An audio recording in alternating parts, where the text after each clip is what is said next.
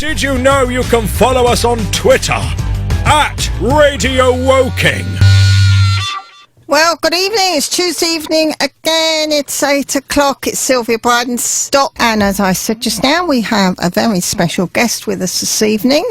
He is an international best-selling author.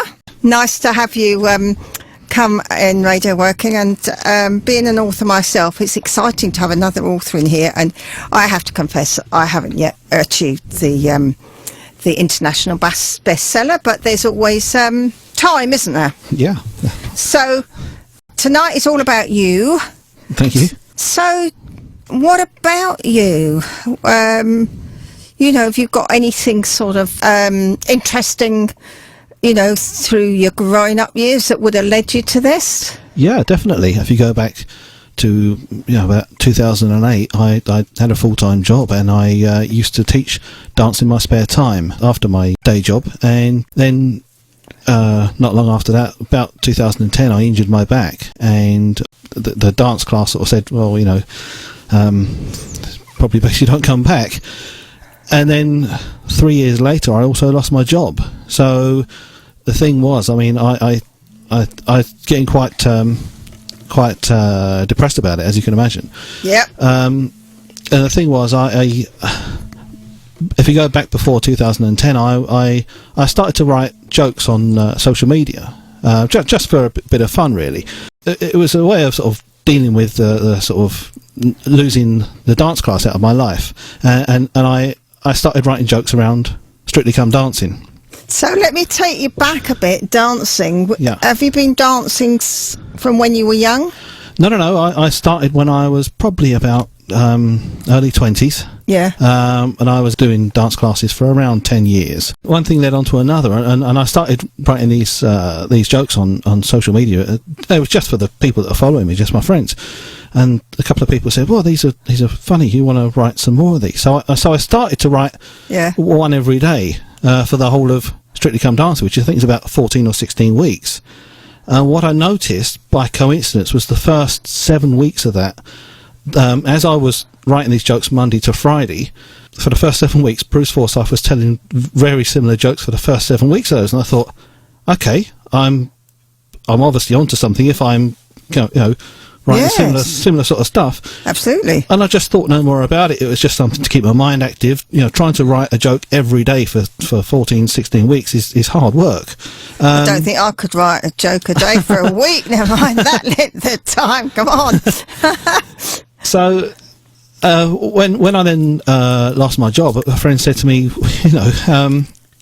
why don't you write comedy just to cheer yourself up? Because at the time I could hardly stand up because of this back injury, and I thought, okay, well, I've sort of written all these jokes before. They're on social media, so I just started scribbling down a few jokes and a few situations that I'd gone through over the last 10 years in the dance world.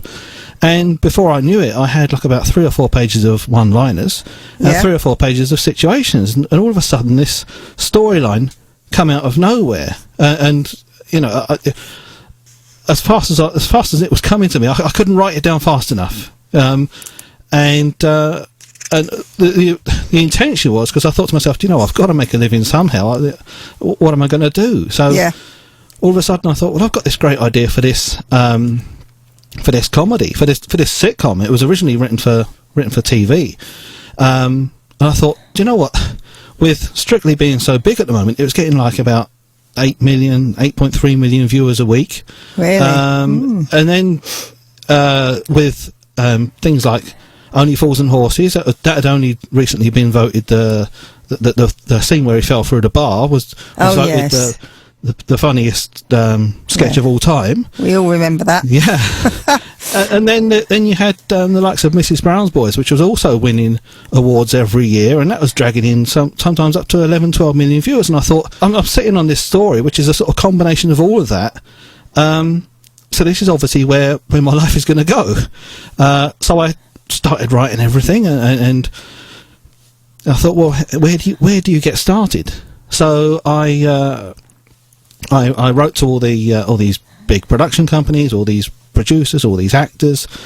Very few of them ever got back to me. That's the way it is. It's like business, isn't it? It's a numbers game. Somebody somewhere is going to say, "Oh, yes, I like that." Yeah. Of all people, believe it or not, Steven Spielberg wrote back to me. I wrote to him. He wrote back to me to say, I'm not interested, but nevertheless, he wrote back. Well, that's an accolade in itself. Yeah, that he actually took the trouble to write back to you. Not many people have got a rejection letter from Steven Spielberg. No, I certainly haven't. I tell you what, Clive, we'll play one of your songs now. I've got a whole compilation of music here on a CD. We could cover the whole show, but you've chosen for the first one to play Walk Between the Raindrops. Walk Between the Raindrops. It's originally a Donald Fagen song, and this was pretty much this is a cover version by a fellow called Ray Gelato, who I met very recently, and it was my inspiration for the opening scene because, like I say, obviously I'd written it as a sitcom, and I needed it to be fairly punchy to start off with. Yeah. So this was my inspiration for the start of it. Well, let's hear it.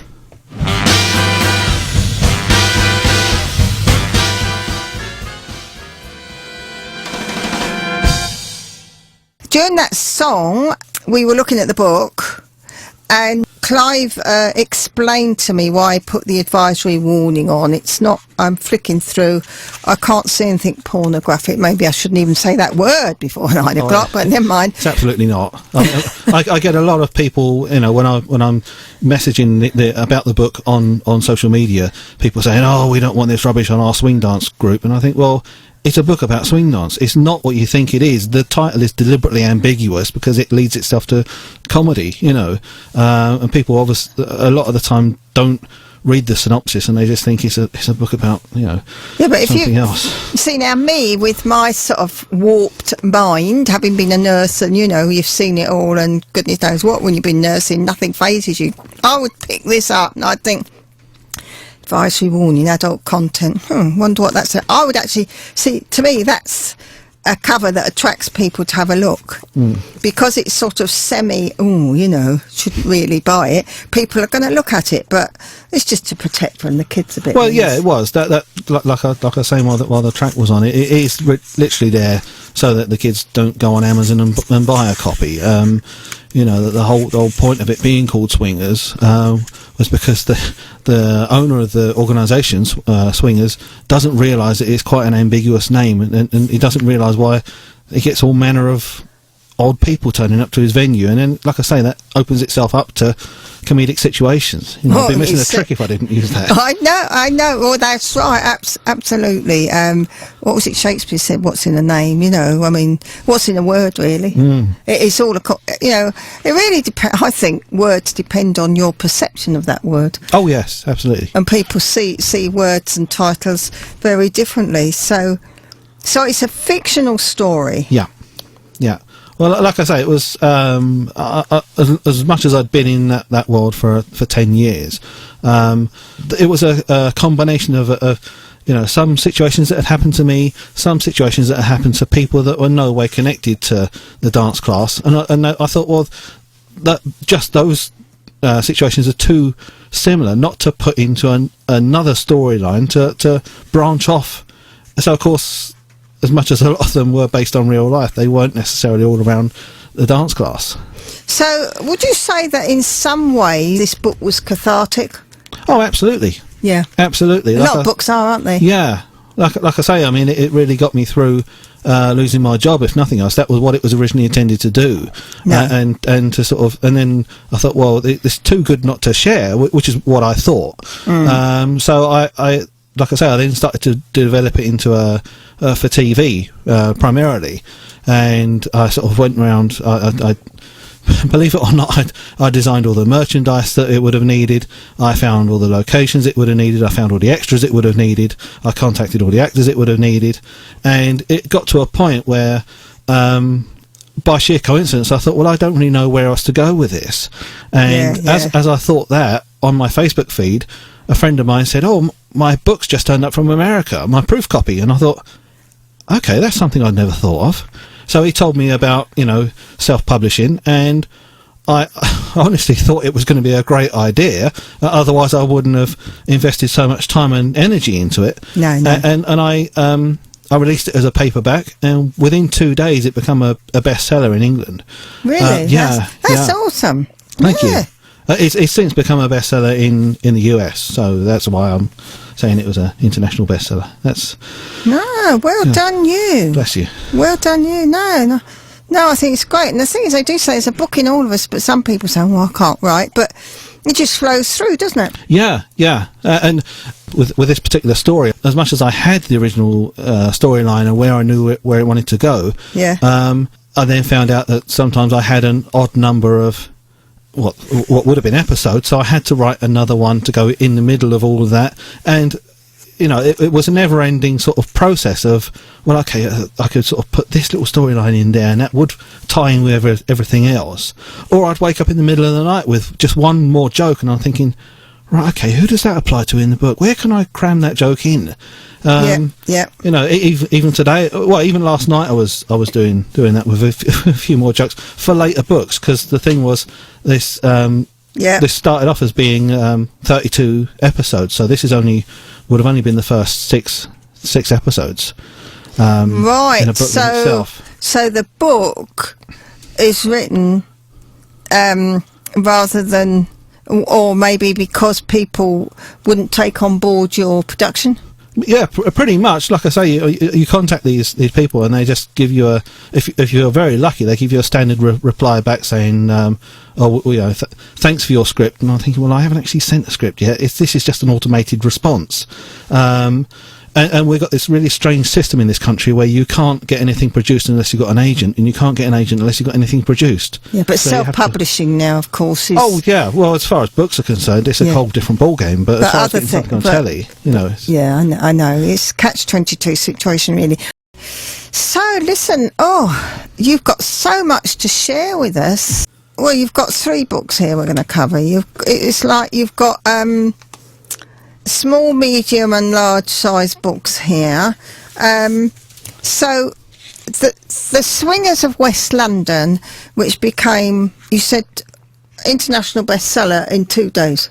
It became a bestseller in the UK in 2 days, and then it's gone on to become a bestseller in the US fairly recently. Wow, that's awesome. But what happened was it seemed to tie in with things like Strictly Come Dancing and what happened? Well, I knew that was a great opportunity to check how it was doing up against the Strictly Come Dancing books, and I noticed that on the US Amazon during their Dancing with the Stars, which is the American version of Strictly, during the Dancing with the Stars finale. If you search Dancing with the Stars on Amazon, Swingers of West London was the best-selling Kindle during their finale. And then, not long after, because Dancing with the Stars and Strictly overlap a little bit, during the Strictly Come Dancing final, my Kindle was also the best-selling title on Amazon for Strictly Come Dancing. And I was saying, if you go back just only 2 weeks ago, both of these books were in the top 10 Kindles for Strictly Come Dancing books, which is mind-blowing considering it was, it's a self-published book, But these things happen, and all credit to you. I think that's amazing. And here is a presenter come author interviewing an author. Now, there's another book here that I certainly am going to get my hands on. How I Became a Best-Selling Author in 2 days. So if you want to...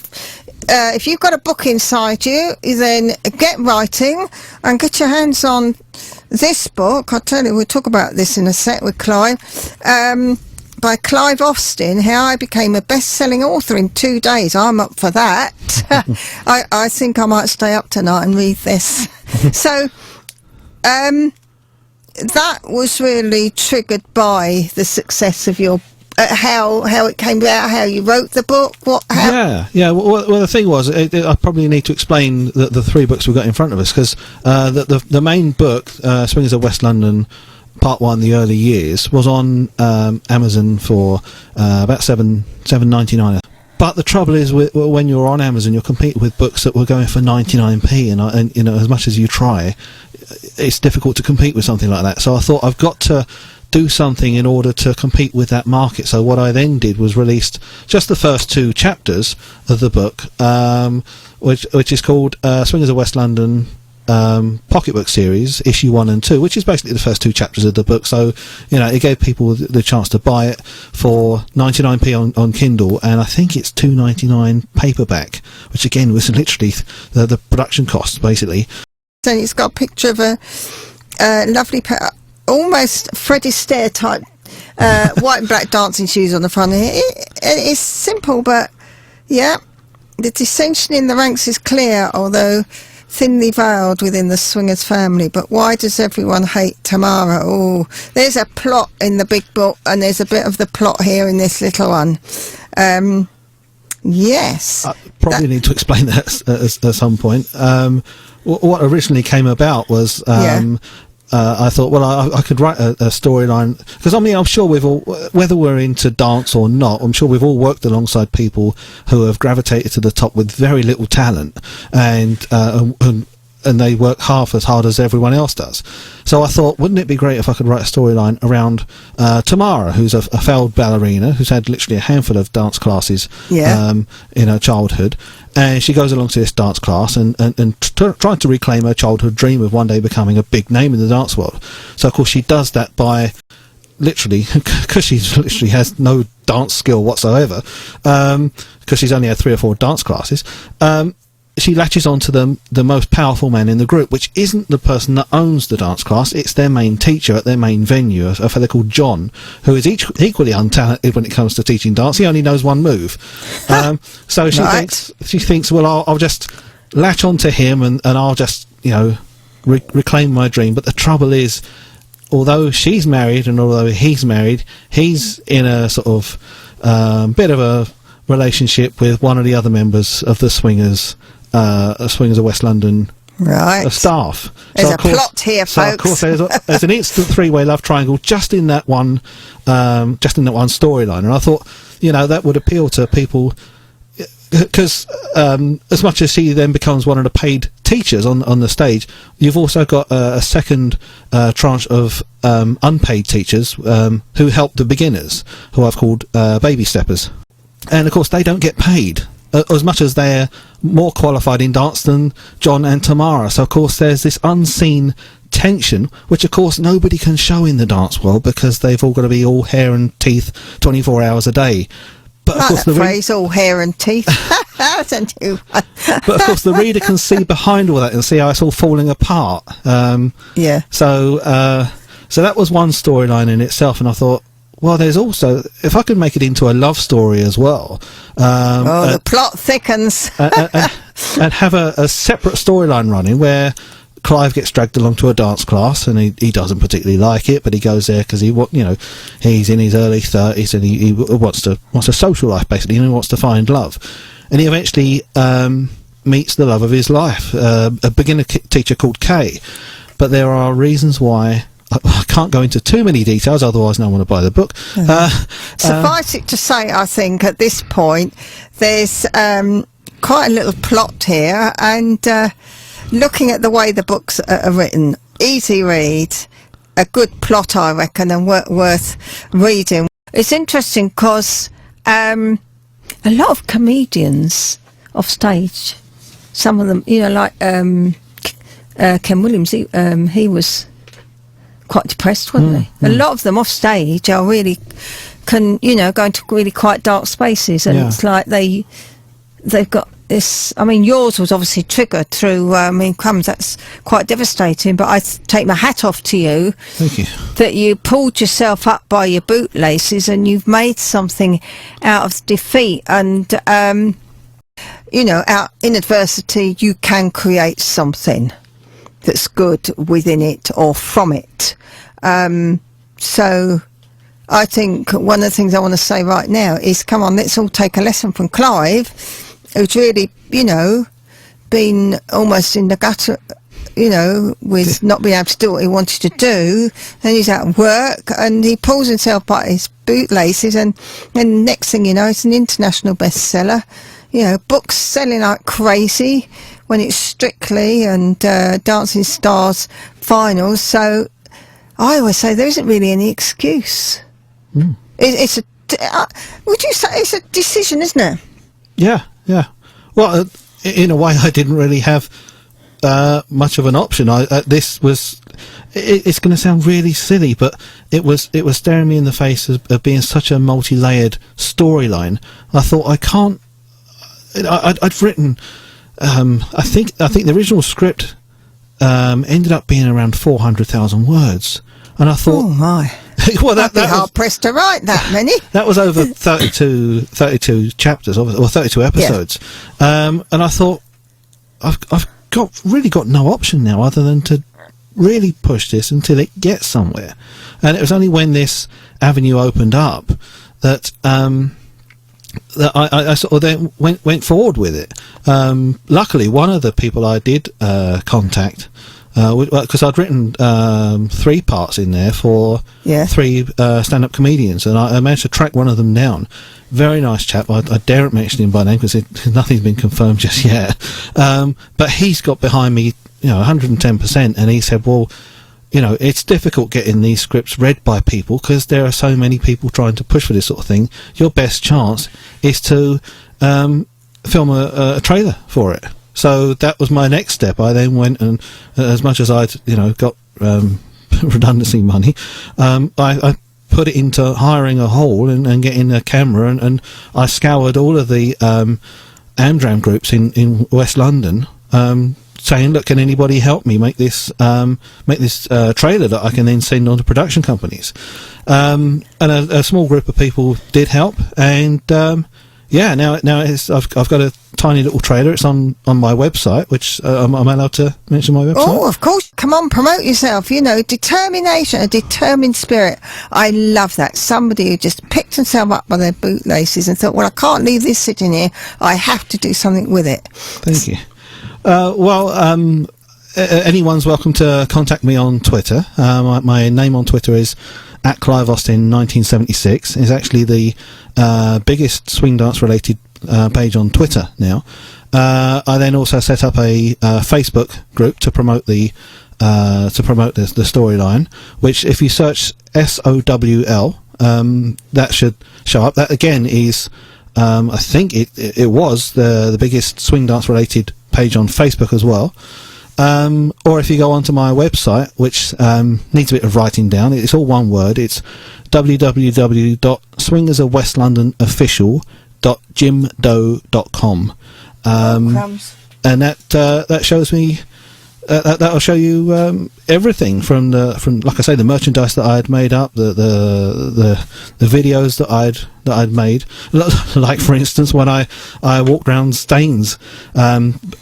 Originally, I walked around. I'd contacted a load of about 30 multinational companies to try and get sponsorship for if it got to TV, and then I thought, you know what? As it's based in Staines, this story, why don't I just go around Staines trying to get more sponsorship? So I went round the whole of Staines, getting basically every shop in the Elmsley Centre gave me their details and said, this sounds like a great idea. But then when I'd written the book, I thought, this is a great idea for me, a great opportunity for me to then go round Staines, showing them the book, showing how far I've got with it, and just saying to them, do you want to look it up on Amazon when you get back? That in itself was a really weird day, because as you can imagine, because of my back, I can't really stand up for too long, and I was creeping around the Elmsley Centre for 2 hours, taking stops every 5 or 10 minutes. It rendered me bedridden for the next 3 days, as you can imagine. But I was asking every shop, saying, look, is it a copy of my book? Do you want to go and look it up on Amazon? The most popular answer I got was, well, no, I don't read. Oh, what a time to sell books. One answer I got was from some woman that she stopped what she was doing on her computer to tell me that she couldn't use computers. But the best answer I got was from this one chap. I said, look, I'm only asking you to, when you get home tonight, maybe look it up on Amazon. And he looked over his shoulder at his manager. He looked back to me and said, well, my manager's busy at the moment. Can you come back in half an hour? I thought, what? That was just a weird day. It's just one of those. Yeah, but you see, again, another example of doing what it takes. Yeah. If you want something in life, folks, don't sit and gripe and expect it to fall in your lap. I've found that you've got to do what it takes, and sometimes, you've got to, wake up and say, you might have a day with it. Oh, for goodness sake! No, you just got to get up and get on with it, and then the rewards come. No, that's amazing. Now, so we got these 3 books here, and so you've done this trailer. And what's the plan with this here trailer then? Well, it was as you can imagine, I started filming that before I made it into a book, and my main worry was if I tell anybody too much of the storyline, they can just run off with it and say, oh well, thanks a lot for your storyline, I'll say this is mine. So I had to be very careful about what I put in it, and I thought, well, do you know what? I could just use the first opening chapter, because as the synopsis of the main book explains, that the opening scene shows you modern day life in the swing dance class, where everybody secretly hates Tamara and John, but of course they can't show that to the paying public, and then you've got to work out what the backstory to that is, because obviously something's really gone wrong. And of course the next chapter, which is actually the second half of the pocketbook, goes back 10 years to when Clive was first dragged along to his first dance class in Sudbury Hill, and it doesn't like it, and then he goes back one more time, and he accidentally meets one of the baby steppers from Swingers in the men's room. And of course, as you can imagine, that is a situation that opens itself up to comedy again. And of course he says, well, why don't you come along to Swingers, it's a much better dance class down there. And then it takes off. Now listen, what's this big secret? Oh, if you really must ask, the sequel to Swingers of West London Part 1, which is ironically called Swingers of West London Part 2, is coming fancy that. You'd never thought that, would you, folks? Part 2. It's coming out this Saturday the 14th of May. So, wow. Bookmark the date and come along and have a look at it. It'll be on Amazon at least. Some of the other books are also on Apple and Kobo. But for now, I've just got Swingers of West London Part 2 on Amazon. Like I say, that'll be live this Saturday, May the 14th. So, wow. That'll be book number 4 then, won't it? Yeah. And that's when the storyline really starts to get going, because as you can imagine, I've only got 10 chapters in that first book. And the first few are very, very short chapters. And I've got to explain a lot of the characters and a bit of their background. So I mean, you get things like, Tamara.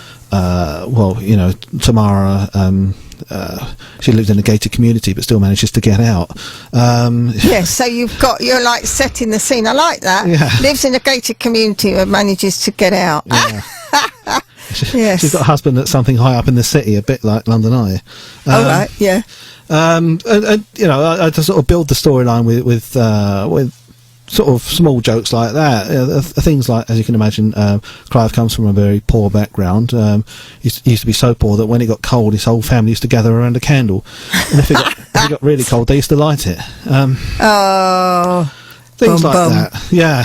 No, but they're good old-fashioned jokes. They're what I call good family jokes, and I love those. Yeah, well, it keeps the reader entertained early on, and that was the whole point of it. Because one thing I learnt from any comedy was that I was only ever really interested in to go and watch it myself.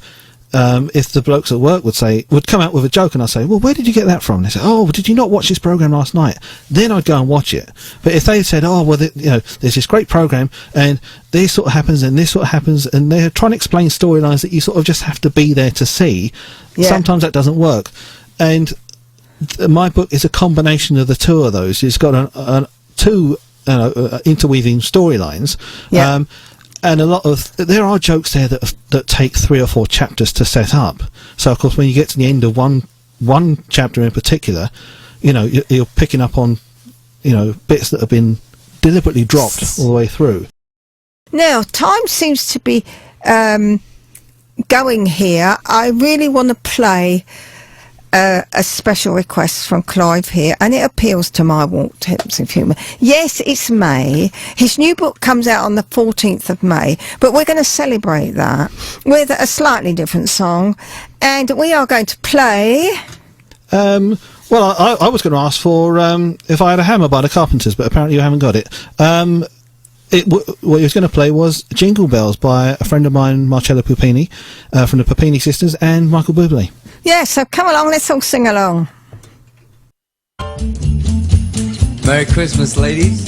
Merry Christmas, Mr. Bublé. Are you ready to sing a little Jingle Bells? Yes. Jingle bells, jingle bells. So we're going to re-announce the launch of your... No, it'd be book number 4, really, won't it? Yeah, it's a sequel to book 1, really. Sequel to book 1. There's 2 books in between that, but the main thread was Swingers of West London. Swingers of West London, part 1 was already out. Part 2 is coming out on Saturday the 14th. So we will announce them all and how you can get your hands on them later on, and if you're a would-be writer, how Clive became a best-selling author in 2 days. I'm really keen to get my hands on that and read that. And I suppose, it's like with everything, there's always last-minute things that you've got to do to launch, haven't you? Yeah, absolutely. I'm going to set up a Goodreads event. That's an organisation owned by Amazon to help promote books. I'm going to set one of those up, and then probably a Facebook event as well. And it's just never ending when you're a self-published author, because you haven't got a publisher behind you getting this stuff into people's shops and into people's faces. You've really got to be on top of it. So it's great to write a book, but people write books and then they gather dust, don't they? Yeah. Oh, yeah. That's the main problem, unless you really get behind it and do something about it. At the moment, my book isn't available in any bookshop in England, which I think is ridiculous, considering it was an international bestseller. But I'm in the process of literally going around contacting these people directly, saying, look, do you want to supply it? Because that was the frustrating thing, as you can imagine.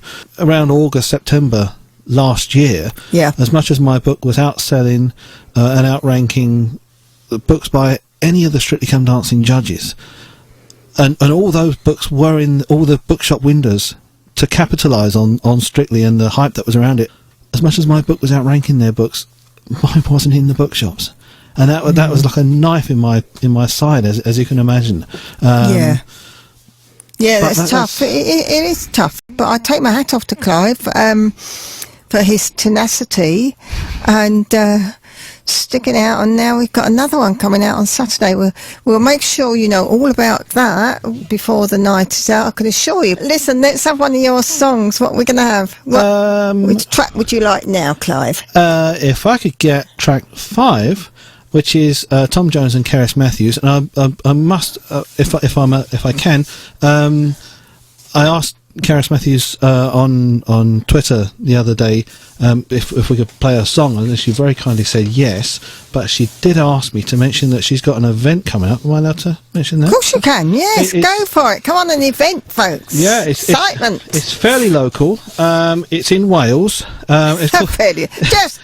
Just pop along the M4 over the Severn Bridge if it's not windy. Yeah, go on. It's called the Good Life Experience, and they're giving away free Lindy Hop and Charleston lessons. So there we go. So whereabouts is it in Wales? In the Welsh bit. In the Welsh Other than that, I really don't know. Has she not given you any details how people can find out? No, but if you do go onto my Twitter feed, I've retweeted a few of her comments about it. So like I say, my Twitter feed is at Clive Austin 1976, and all the details should be there. At Clive Austin 1976 to find out what's going on in Wales. Meantime, we are playing Baby, It's Cold Outside.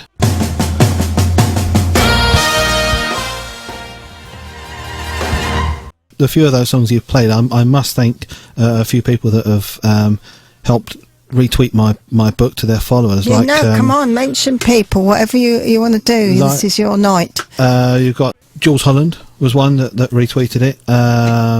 Ray Gelato, Keris Matthews, really nice person. The Jive Aces.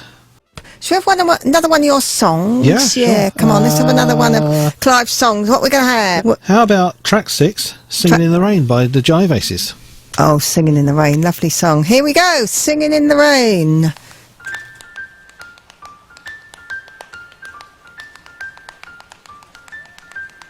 I'm singing in the rain, just singing in the rain. So, Clive, I think we need to have a recap on the books and also a reminder about this book launch on Saturday and where people can get a hold of things, how they can track you down. You got a website? Yeah, I've got a website. It's www.swingersofwestLondonofficial.jimdo.com. Oh, .jimdo, Jimdo, yeah? Jimdo, yeah. Anyone's welcome to follow me on Twitter. My handle is @CliveAustin1976. You're also welcome to look up my Facebook group, which is SOWL. That stands for Swingers of West London. The Twitter feed is the biggest swing dance related Twitter feed on Twitter, and the Facebook page is the biggest swing dance related page on Facebook. As far as the books are concerned, you can get all 3 of the books that are available at the moment on Amazon. Yeah. Swingers of West London Part 1, the early years, was obviously the original storyline, which, like I say, is set in a swing dance class in Staines and Colnbrook. It's a romantic comedy. It's available for $7.99 paperback and I think $3.99 Kindle. Yeah. Then if you don't want to take a chance on that, you can always just buy the first 2 chapters, which are released as a second book, which is called Swings of West London Pocketbook Series, issue 1 and 2, which is just basically the first 2 chapters. It gives you a taster of what's to come. I personally don't think it's as good as the second book, because the first book, pardon me, because the first book obviously then develops into storylines and you see the characters, whereas you don't see that in the first book. But it's a personal choice. And then, of course, off the back of those 2, I then wrote how I became a best-selling author in 2 days, because Swingers of West London did become a bestseller in England within 2 days of being listed, and since gone on to be a bestseller in the US as well. Actually, when Swingers of West London was first released, it became Amazon's 3rd highest comedy and their highest ranked title on Dance Worldwide. And if you don't go onto Amazon, then you can also get the later 2 books on Apple, Kobo, and Barnes and Noble, which is particularly big in America, as you can imagine. It's America's biggest bookshop. And then, of course, what it's all boiling down to is the fact that the first book, Swingers of West London Part 1, the early years, I've released the sequel to that, which is going to be available this Saturday, the 14th of May, which is going to be called Swingers of West London Part 2, The Chase is On. So there we go. I want you all poised Saturday, ready to buy a copy, please. Well, of course, yes, and why not? So, I'll tell you what, it's Q4, a song. Time's really going, isn't it? Yeah. But in honour of Clive and his, go-getting and that, I want to play by Macy Gray now, and then we'll have a positive tip before the news. I want to play I Try, because by golly, he's been a trier and he has succeeded. Thank you.